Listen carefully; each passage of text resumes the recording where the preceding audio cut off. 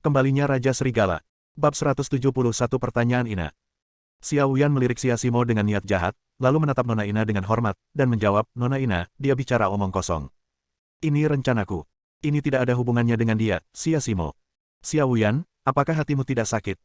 Kamu mengambil barang milik orang lain dan tanpa malu mengatakan itu milikmu.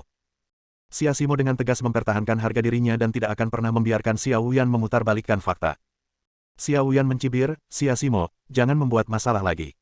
Aku tahu kamu tidak mau, tapi bukankah terlalu kekanak-kanakan untuk mengambil pujianku di podium dan mengatakan bahwa aku mengambil karyamu untuk berpartisipasi dalam kompetisi? Siapa yang akan percaya padamu? Saat ini, Xia Simo menangis. Lu Zongzheng secara alami melihatnya dengan jelas, dan dia bertanya, Xiao Yan, apa yang terjadi? Menurut kontrak, orang yang bertanggung jawab atas kompetisi desain busana ini seharusnya adalah Nona Xia Simo. Bagaimana mungkin Anda yang menjadi penanggung jawabnya? Saya butuh penjelasan. Xiao Yan sedikit mengangkat sudut mulutnya, dan menjawab dengan tenang, Bos Lu, beginilah yang terjadi. Setengah bulan yang lalu, keluarga Xia kami membuat kesepakatan. Xia Simo dan saya masing-masing akan mendesain satu set pakaian dan berkompetisi di dalam keluarga. Siapapun yang karyanya mendapat pengakuan terbanyak akan membawa karyanya untuk berpartisipasi dalam kompetisi desain busana. Jelas saya menang. Desain saya, Starry Sky, diakui oleh keluarga saya, dan kami akhirnya memutuskan untuk berpartisipasi dalam kompetisi desain busana ini dengan Starry Sky. Tatapan mata Lu Zongzheng tampak rumit, untuk sesaat dia tidak tahu apakah harus mempercayainya atau tidak. Xiao Yan melanjutkan, Xia Simo, aku tidak pernah menyangka bahwa kamu akan bereaksi sebesar itu setelah kalah dariku pada akhirnya, dan langsung merebut pujian dariku di podium. Karena kamu tidak tahu malu, aku akan mengabaikan hubungan keluarga di antara kita. Dia melambai ke arah Ye Bufan di antara penonton, dan tak lama kemudian Ye Bufan berjalan mendekat sambil membawa sebuah kotak di tangannya. Xiao Yan perlahan membuka kotak itu dan mengeluarkan satu set pakaian lainnya, juga sebuah rok, tetapi desainnya sudah ketinggalan zaman dan tata letaknya sangat berantakan. Para juri yang hadir juga terbatuk dua kali. Jelas bahwa desain seperti itu terlalu mengganggu mata mereka. Xiao Yan menunjuk desain pakaian di sebelahnya dan berkata, lihat semuanya, ini adalah pakaian yang dirancang oleh Xia Simo. Ledakan. Xia Simo yang hadir tercengang. Dia mengepalkan tangannya erat-erat dan berteriak dengan memilukan, Xiao Yan, ini hasil kerjamu. Dia tidak menyangka bahwa Xiao Yan benar-benar akan mengambil alih pekerjaannya dan mengaitkan pekerjaannya dengannya. Xiao Yan berkata dengan tenang, aku tahu kamu akan mengatakan itu. Dia mengeluarkan beberapa gambar dari kotak, menyerahkannya kepada Ibu Ina dan berkata, Ibu Ina, ini adalah gambar desain dan informasi Starry Sky. Silakan lihat. Xia Simo di bawah memegangi kepalanya dan meratap. Ternyata kemarin Xia Simo memintanya untuk membawa gambar desain dan bahan-bahan untuk tujuan ini. Sebenarnya dia sudah lama tahu kalau kemampuan desainnya tidak sebaik saya, dan sejak awal dia memang berniat memonopoli karyanya sendiri. Dan dia masih saja dengan bodohnya percaya bahwa dunia ini putih dan hati orang-orangnya cerah. Konyol, penuh kebencian dan memalukan. Kerabat keluarga Xia di dekatnya juga menuding Xia Simo, dan beberapa bahkan menyebutnya orang yang tidak tahu berterima kasih. Nyonya Tua Gao, Paman, dan Bibi mengutuknya dengan paling keras. Para tetua lain yang datang bersama mereka tampak sedikit enggan, tetapi akhirnya berdiri dan berkata, kami adalah juri desain busana Xiao Yan dan Xia Simo. Kami dapat membuktikan bahwa karya ini dirancang oleh Xiao Yan. Xia Simo, tolong berhenti membuat masalah. Ledakan. Hati Xia Simo serasa dihantam batu besar.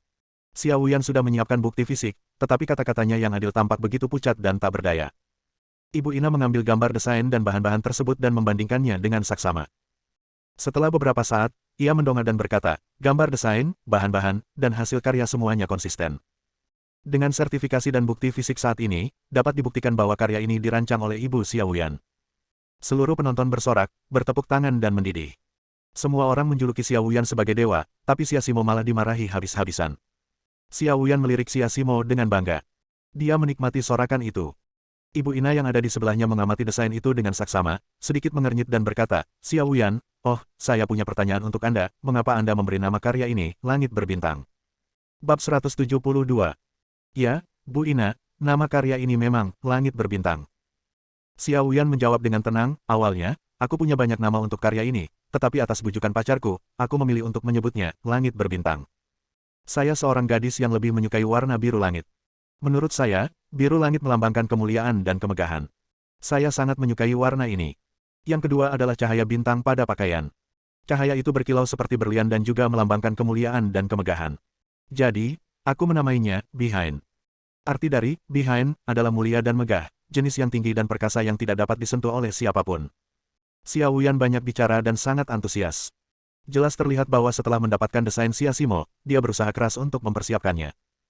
Dia telah menyewa seorang desainer profesional untuk membuatkan serangkaian retorika ini untuknya terlebih dahulu. Ketika Xiao Yan selesai berbicara, terdengar tepuk tangan meriah dari para hadirin. Ya, rangkaian, langit berbintang, ini seperti bulan yang terang di langit, yang membuat orang mendongak dan menatapnya, tetapi tidak sebagus tingkat dasar. Betapa menakjubkannya, betapa mulianya, dan betapa megahnya. Nama ini bagus. Setelah melihat semua bukti yang diberikan oleh Siasimo, Lu Zongzeng tidak dapat menemukan kekurangan apapun untuk membuktikan bahwa kostum ini tidak dirancang oleh Xiao Yan. Dia tidak punya pilihan selain menerima kenyataan ini dan yakin bahwa desain Xiao Yan memang jauh lebih unggul daripada Siasimo. Semua orang bertepuk tangan dan bersorak, tetapi Ibu Ina tidak bertepuk tangan atau bersorak. Sebaliknya, ada ekspresi ketidakpuasan yang besar di wajahnya. Inilah kemarahan yang muncul dari lubuk hati, kebencian karena Tuhan yang ada di dalam hatinya telah dihujat. Jelas saja, kata-kata Xiao Yan yang sempurna tidak membuatnya mendapat persetujuan. Nona Xiao Yan, apakah Anda sudah selesai? Tanya Nona Ina. Xiao Yan mengangguk dan menjawab, Nona Ina, saya sudah selesai. Benar saja, wajah Bu Ina tampak lebih buruk. Mungkinkah makna di balik rangkaian, langit berbintang, Anda mulia dan indah? Xiao Yan menjawab, ya, begitulah. Sejak awal desain, saya menggolongkan gaun ini sebagai produk mewah kelas atas. Gaun ini secara alami ditujukan untuk orang kaya, jadi hanya kemuliaan dan kemegahan yang dapat menunjukkan nilainya, dan kemuliaan dan kemegahan adalah makna di baliknya. Baiklah. Ibu Ina tampak tertekan dan sangat sedih. Ia mendesah dalam hati, sepertinya ideku berbeda dengan idemu. Oh, kupikir aku bisa menyaksikan lahirnya sebuah keajaiban hari ini. Tapi, kamu terlalu banyak berpikir. Tapi itu bukan salahmu. Kamu masih muda, dan cukup bagus untuk bisa mencapai ini. Xiao Yan tidak lagi mendengarkan perkataan Ibu Ina, tetapi malah berdiri tegak di atas orang lain, menikmati cinta dan sorak-sorai ribuan orang. Ina menggelengkan kepalanya, lalu akhirnya menggertakkan giginya dan berkata, Nona Xiao Yan, saya ingin menanyakan satu pertanyaan terakhir. Xiao Yan berbalik dari kerumunan dan berkata, Nona Ina, apakah Anda punya pertanyaan? Oh, aku ingin mendengar kebenaran darimu. Makna di balik pakaian ini adalah mulia dan indah.